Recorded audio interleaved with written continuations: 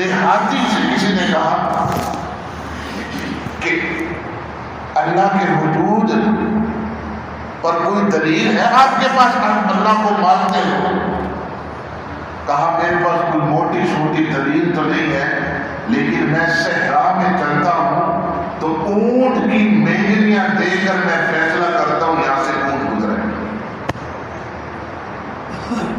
بندوں کے قدم کے نشانات دیکھ کر میں فیصلہ کرتا ہوں یہاں سے ڈاکٹر صاحب گزرے، یہاں سے کوئی بندہ گزرا ہے۔ تو بدھو نے کہا، دیہاتی نے کہا کہ اتنا بڑا جہان کیا اس کا کچھ بنانے والا نہیں؟ اس کا بنانے والا ہے اور وحدہ لا شریک ہے، کیونکہ ہمارے ہاں بھی ہے کہ ایک ملک کے اگر دو حکمران ہوں گے تو آپ ان میں کیا ہوں گے؟ لڑیں گے، لازمی بات ہے جب لڑیں گے تو جیتا وہی بڑا ہوتا ہے نا۔ تو اول تو دو خدا ہو ہی نہیں سکتے جن کا دو یا زیادہ کا تصور ہے، کیونکہ وہ خدا ہی نہیں جو کسی کا محتاج ہو، وہ خدا ہی نہیں جو کسی کا محتاج ہو۔ اس لیے گزشتہ جمعوں میں میں نے عرض یہ کی تھی کہ اللہ کے علاوہ کوئی مشکل کشا، راحت روا، خالق مالک کوئی نہیں ہے۔ یہی جو درس تھا یہ تمام انبیاء نے دیا، اسی کے لیے سب انبیاء نے پریشانیاں بھگتی ہیں۔ صحابہ کرام نے اسی وجہ سے لا الہ الا اللہ، اللہ کے علاوہ کوئی آپ کے مسئلہ حل کرنے والا کوئی نہیں، یہی سبق تمام انبیاء نے دیا کہ مخلوق کے ساتھ لوگوں کا جو تعلق تھا وہ کاٹ کر خالق کے ساتھ جوڑتے تھے۔ نبیوں کا یہ طریقہ تھا، اور جو بھی اہل اللہ لوگوں کا تعلق خالق کے ساتھ جوڑتے وہ نبیوں والا کام کرتے ہیں، اور جو مخلوق کے ساتھ جوڑتے ہیں وہ شیطانوں والا کام کرتے ہیں، وہ شیطانوں والا کام کرتے ہیں۔ نبیوں والا کام کیا کہ خالق کے ساتھ لوگوں کا تعلق بنانا۔ حضرت ابراہیم علیہ السلام کو دیکھیں، آگ میں ڈالا گیا، ان پر پریشانیاں آئیں، ان پر مصیبتیں آئیں، کس وجہ سے آئیں؟ اسی درس دینے کی وجہ سے آئیں کہ اپنا تعلق خالق کے ساتھ بناؤ۔ ان سے کچھ نہیں ہوتا، ان سے کچھ نہیں ہوتا۔ نبی علیہ السلام کا فرمان ہے، ایک صحابی سے آپ نے عرض کیا تمہارے ٹکڑے ٹکڑے ہو جائیں، تم نے شرک نہیں کرنا۔ شرک کہتے ہیں پارٹنر انسان کب ڈھونڈتا ہے؟ جب انسان کمزور ہوتا ہے، جب کمزور ہوتا ہے۔ شرک فی ذات بھی کفر ہے، اور شرک فی علم بھی کفر ہے، شرک فی صفات بھی کفر ہے۔ ذات جیسے لوگوں نے اللہ کے لیے، عیسائیوں نے بیٹا کو مقرر کیا، یہودی نے عزیر کو اللہ کا بیٹا بنایا۔ حضور صلی اللہ علیہ وسلم کے سامنے کسی صحابی نے فرمایا، صحابی نے ذکر کیا، کوئی بات ہوئی تو انہوں نے کہا کہ اللہ اس کا رسول چاہے۔ حضور نے منع فرما دیا، صرف اللہ کا حکم چلتا اور کسی کا نہیں، اللہ کی منشا بس۔ نبی بھی اللہ کا محتاج ہے، نبی بھی اللہ کا محتاج ہے۔ تو ابراہیم علیہ السلام کی باتیں چل رہی تھی۔ ابراہیم علیہ السلام کو ابراہیم ربہ بکلمات فاتمہم، بہت سے امتحانات ان سے لیے گئے، سب میں پاس ہوئے۔ اس کے بعد جو انعام دیا کہ قال انی جاعلک للناس اماما، ان کو امام بنایا گیا۔ اس لیے اپنے ذہن میں یہ بات رکھ لیں، جو امام کے منصب پر آتا ہے بڑی مصیبتوں کے بعد یہاں آتا ہے۔ ویسے امام نہیں بنتا، سب کی باتیں سنتا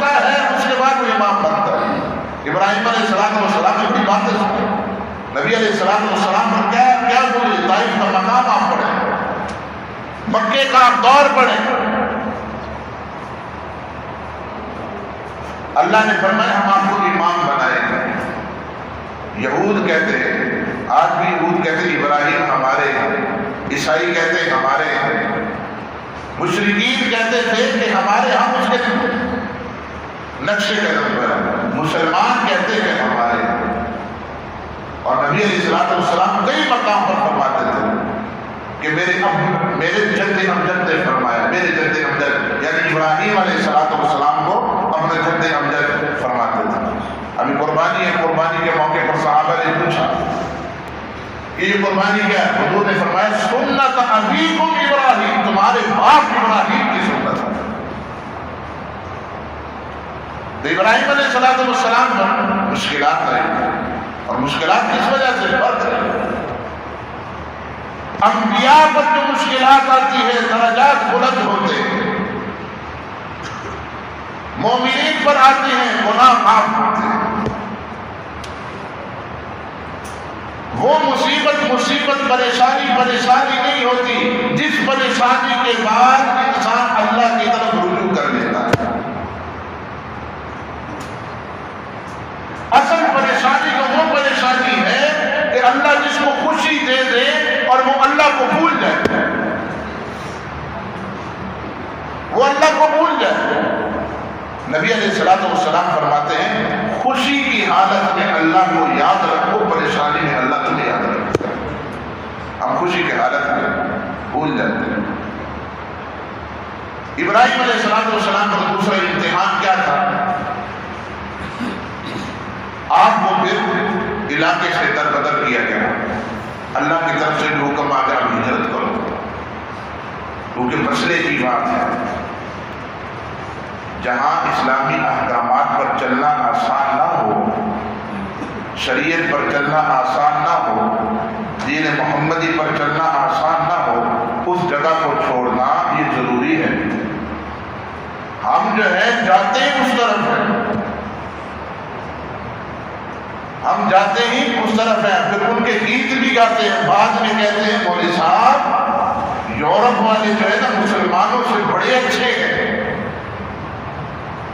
مسلمانوں سے بڑے اچھے ہیں، قائدیانی مسلمانوں سے بڑے اچھے ہیں، بڑے پیار و محبت سے ملتے ہیں۔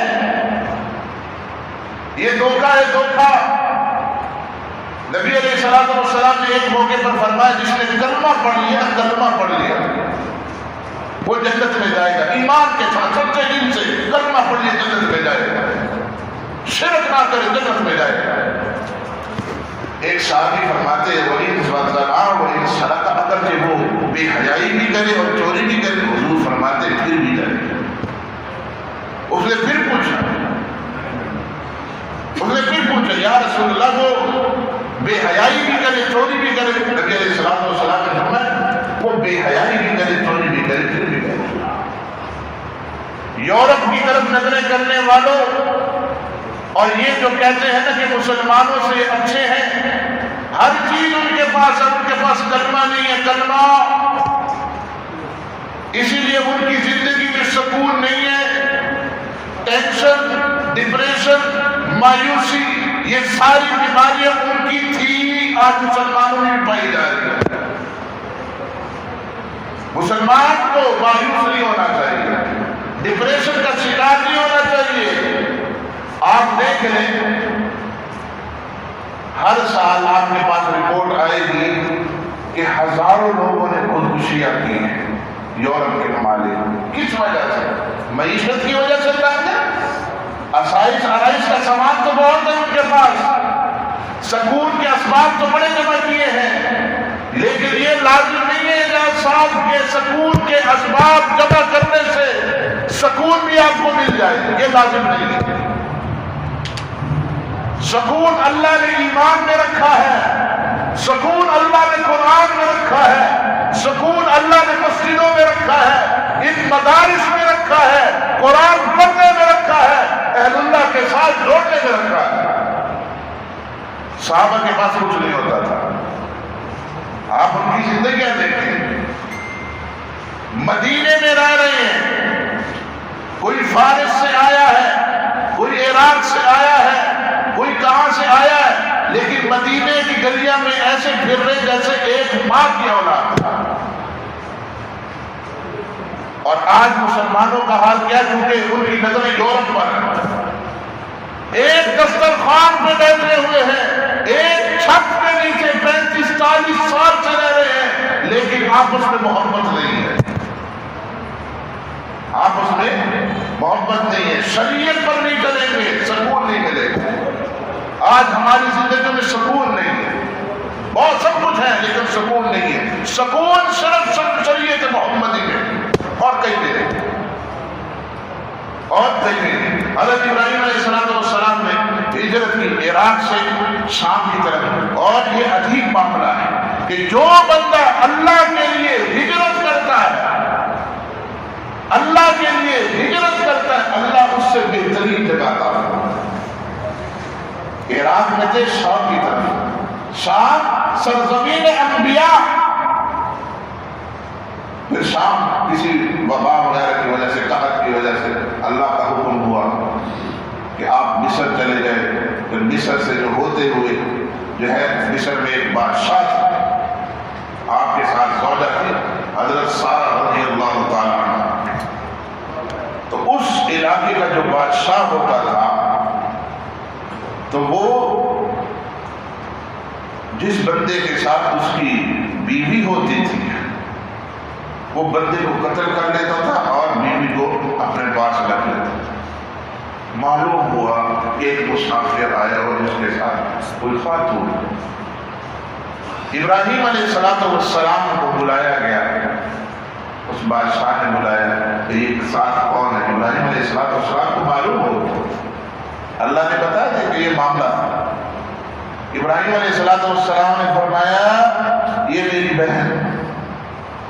یہ کون ہے؟ یہ میری بہن ہے. واپس اپنے خاتون کے پاس آئے. کہا اس روئے زمین پر آپ کے اور میرے علاوہ کوئی اہل ایمان نہیں ہے، اور اہل ایمان آپس میں بھائی بھائی ہوتے ہیں. اور قرآن نے بھی کہہ دیا انما المؤمنون اخوہ. بہرحال خاتون بھی گئی، خاتون سے بھی پوچھا گیا، انہوں نے بھی یہی جواب دیا. لیکن اس کے دماغ میں، اس کے دل میں خناس کا ہاتھ بڑھانا چاہا، لیکن اللہ تبارک و تعالیٰ نے اس کا ہاتھ شل کر دیا. پھر 3-4 مرتبہ ہوا. پھر بعد میں اس نے کہا کہ آپ دعا کریں میں ٹھیک ہو جاؤں، بس آپ جان چھوڑیں. اس کو واپس کیا. 7 خادمہ دی بطور خادمہ کی اپنی بیٹی دی کہ یہ آپ کی خدمت کرے گی. اس خادمہ کا نام تھا حضرت حاجرہ. اور حضرت سارہ نے حاجرہ کا پھر نکاح حضرت ابراہیم علیہ السلام سے. اس طرح جو ہے پھر اس سے آگے اولاد حضرت اسماعیل علیہ السلام پیدا ہوئی. اور پھر اللہ نے حکم دیا اس کی طرف چلے جاؤ، مکے کی طرف چلے جاؤ. مکہ ویران تھا، وہ علاقہ ویران تھا، کوئی چیز وغیرہ بھی اگتی نہیں تھی، کیکر وغیرہ کی طرف ہوتے تھے. نبی علیہ السلام فرماتے ابراہیم علیہ السلام اپنی زوجہ کو ادھر لے کر آگے. اللہ کا حکم ہوا پھر شام تھا. نہ بندہ نہ بندے کی ذات تھا. ایک بچہ ہے، ایک خاتون ہے، اس کو چھوڑ دو یہاں پر. اللہ کا حکم ہے، پالنے والا اللہ ہے، خالق اللہ ہے، مارنے والا بھی اللہ ہے، زندہ رکھنے والا بھی اللہ ہے. کوئی آثار بھی نہیں ہے. خاتون پوچھ رہی ہے کس کے آثار پہ ہمیں چھوڑ کر جا رہے ہیں؟ ابراہیم علیہ السلام نے جواب دیا اللہ کا حکم ہے. بی بی نے فرمایا اللہ کا حکم ہے. کہا نہیں اللہ کا حکم. کہا پھر ہم ضائع نہیں ہوں گے. یہ ایمان یقین بنا، یہ ایمان یقین بنا. یہ بھی ایک امتحان تھا. چلے گئے ہیں، پیچھے سے معروف واقعہ، مشہور واقعہ ہے کہ پانی کی قلت ہو گئی تھی. حضرت حاجرہ رضی اللہ تعالیٰ عنہ کبھی صفا پر چڑھ رہی ہے پہاڑ پر، کبھی جو ہے مروہ پہاڑ پر چڑھ رہی ہے، دوڑ لگا رہی ہے کہ بچہ، کبھی بچے کی طرف بھاگتے ہوئے آ رہی ہے، بچے کو کوئی نقصان نہ ہو جائے. درندے چرندے جن کو رسالہ پہنچا دے. اللہ کو یہ ادا اتنی پسند آئی کہ تمہارا حج عمرہ اس وقت تک پورا نہیں ہوگا جب تک تم حاجرہ کی یہ سنت ادا نہ کرو. حاجرہ کی یہ سنت ادا نہ کرو. حج کے ایام کرنے حدیث میں آتا ہے جو اللہ کے لیے ایسا حج کرے جس میں کسی قسم کی بے حیائی نہ کرے, کوئی گالم گلوچ نہ کرے, وہ جب حج سے واپس لوٹ کر آتا ہے ایسا لوٹ کر آتا ہے کہ جیسا کہ ابھی ماں کے پیٹ سے نکلا ہے. اللہ اس کے پچھلے سارے گناہ معاف کر دیتا ہے. اتنا بڑا ثواب ہے. تو یہ قربانی کس نے دی؟ حضرت حاجرہ نے بھی دی. اپنے میاں کو کہا آپ اللہ کے راستے میں نکلو, آپ اللہ کے راستے میں نکلو. ابراہیم علیہ السلام نے بھی قربانی دی کہ یہ چیز سامنے نہیں رکھی, اے اللہ اب ہوگا کیا, اب ہوگا کیا؟ کیونکہ انہی قربانیوں کے بعد, انہی امتحانات کے بعد جو انعام ملا ابراہیم علیہ السلام کو, وہ انعام کیا تھا؟ قال انی جاعلک للناس اماما, ہم نے آپ کو امام بنایا. امام کون ہوتا ہے؟ امام مشکلات کے بعد مصلی پر کھڑا ہوتا ہے, سب کی سنتا ہے, اسے کہتے ہیں امام. مصیبتیں آتی, پریشانی میں سے امام نہیں بنتا. اللہ تبارک و تعالی ہمیں حضرت ابراہیم علیہ السلام کی سچی محبت نصیب فرمائے.